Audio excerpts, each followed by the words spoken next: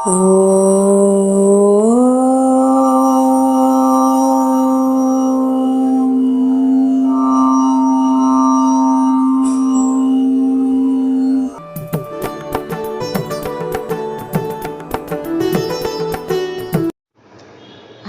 பக்த கோடிகளுக்கும் ஜெயந்தி பாலசீனிவாசன் அநேக நமஸ்காரங்கள்.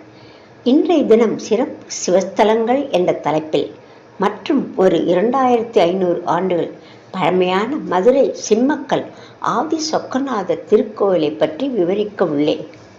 இந்த கோவிலுக்கு பழைய சொக்கநாதர் மற்றும் வட திருவாலவாய் கோவில் என்ற பெயர்களும் உண்டு. இங்குள்ள இறைவனின் பெயர் அருள்மிகு சொக்கநாதர். இறைவியின் பெயர் அருள்மிகு மீனாட்சி அம்மை. இத்தலத்தின் புராண பெயர் உத்தரவாலவாய், அதாவது வட திருவாலவாய். கடம்ப மரம் இந்த ஆலயத்தின் தல விருட்சமாகும். பொற்றாமரை தீர்த்தம் இவ்வாலயத்தின் தீர்த்தமாகும். இத்தலம் மதுரையில் உள்ள பஞ்சபூத ஸ்தலங்களில் ஆகாய ஸ்தலமாக விளங்குகிறது. குபேரன் பிரதிஷ்டை செய்த தலம்.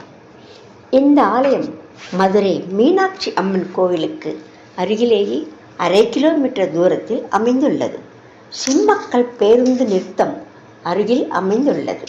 இங்கு விநாயகர், நடராஜர், நவகிரகம், இடைக்காட்டூர் சித்தர் ஆகியோர் அருள்பாலிக்கின்றனர். பக்தர்களே, இனி இத்தலத்தின் வரலாற்றை பார்ப்போம்.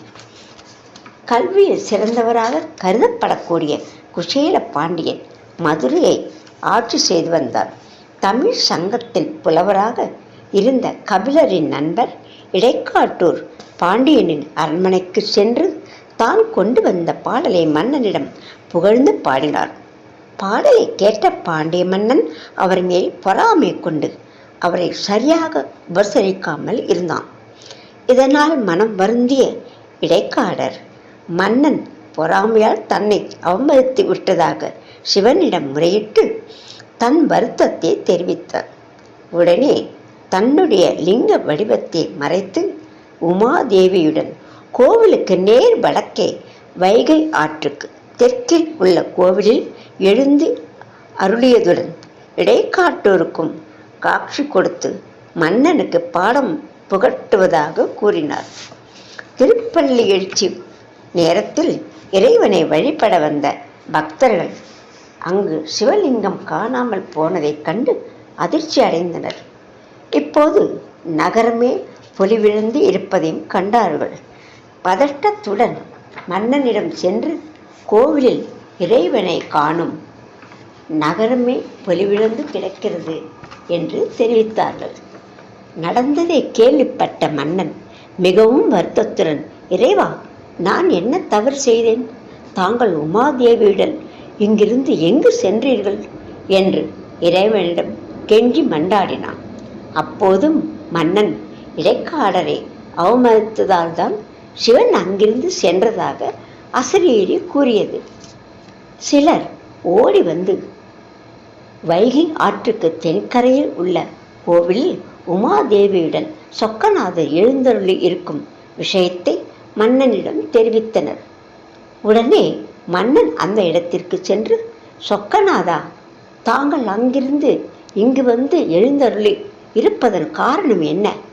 நானோ அல்லது வேறு எவரும் ஏதாவது தவறு செய்து விட்டோமோ என கேட்டு புலம்பி இறைவனை போற்றி துதிப்பாடினான்.